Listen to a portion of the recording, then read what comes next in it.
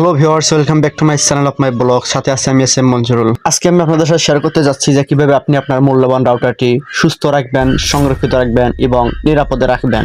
তো এত কথা বাড়াচ্ছি কেন, চলে যাওয়া যাক আসল ভিডিওতে। তার আগে বলি, যদি আপনি আপনার বাবাকে ভালোবাসেন তাহলে ভিডিওতে একটা লাইক করবেন, যদি মাকে ভালোবাসেন তাহলে চ্যানেলটি সাবস্ক্রাইব করবেন, আর মা বাবা উভয়কে ভালোবাসলে আপনার মূল্যবান বক্তব্যটি কমেন্ট বক্সে বলে যাবেন।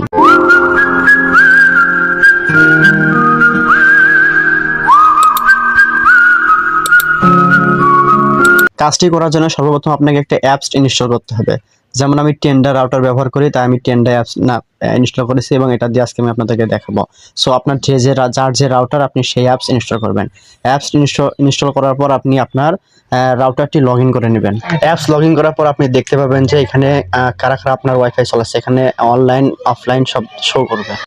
এইখানে আপনার সর্বপ্রথম কাজ হলো আপনি প্রত্যেকটা ডিভাইসে প্রবেশ করবেন। প্রবেশ করার পর আপনি দেখতে পারবেন যে এখানে এক সাইডে আছে ইউপি মানে আপলোড, আর এক সাইডে আছে ডাউনলোড।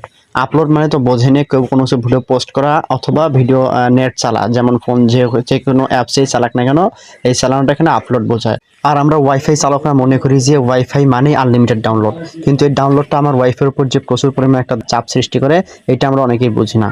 কিভাবে চাপ সৃষ্টি করে দেখেন, যখন আমরা ওয়াইফাই ডাউনলোড দেই তখন কখনো সময় দেখা যায় যে 250 করে টানতেছে, আবার কখনো 50 করে টানতেছে, কখনো 500 করে টানতেছে, কখনো 900 করে টানতেছে।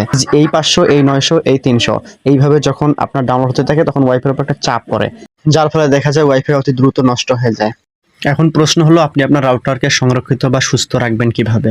এটা করার জন্য আপনি আপনার ওয়াইফাই কানেক্ট করা ডিভাইসগুলোতে প্রবেশ করবেন। করার পরে এই চাবিটা দেখতেছেন এখানে অন করবেন। চাবিটা অন করার পর দেখবেন upload limit, download limit. Download লিমিটে আপনি 500, 700, 400 যাকে যেরকম ডাউনলোড করতে দিবেন সেই লিমিটটা দিবেন, এবং আপলোডে আপনার কিছু করার দরকার নেই। এরপর কনফার্ম বাটনে ক্লিক করে সেভ করে নেবেন। এছাড়া যদি আপনি ডিভাইসটি কোনো নামে সেভ করতে চান তাহলে মডিফাই রিমার্কে প্রেস করবেন। প্রেস করার পর একটা উপরে কলম দেখবেন, কলমে প্রেস করবেন। তারপর এখানে আপনার ফোনের ওই ডিভাইসের ফোনের নাম শো করবে। ওই ডিভাইসের নামটা কেটে দিয়ে আপনি আপনার মতো করে নাম দিয়ে কনফার্ম বাটনে ক্লিক করে সেভ করে নেবেন। সো গাইস, এই ছিল আজকের ভিডিও। রাউটারকে সুস্থ রাখার জন্য এটাই সর্বোত্তম উপায়। যদি ভিডিওটি আপনার ভালো লাগে এবং যদি মনে হয় যে ভিডিওটা হেল্পফুল, তাহলে প্লিজ অবশ্যই ভিডিওটা শেয়ার করবেন। আর চ্যানেলটি যদি সাবস্ক্রাইব না করে থাকেন তাহলে সাবস্ক্রাইব করে রাখবেন। ধন্যবাদ। For more updates, subscribe to our channel, click the show links and enjoy watching the videos.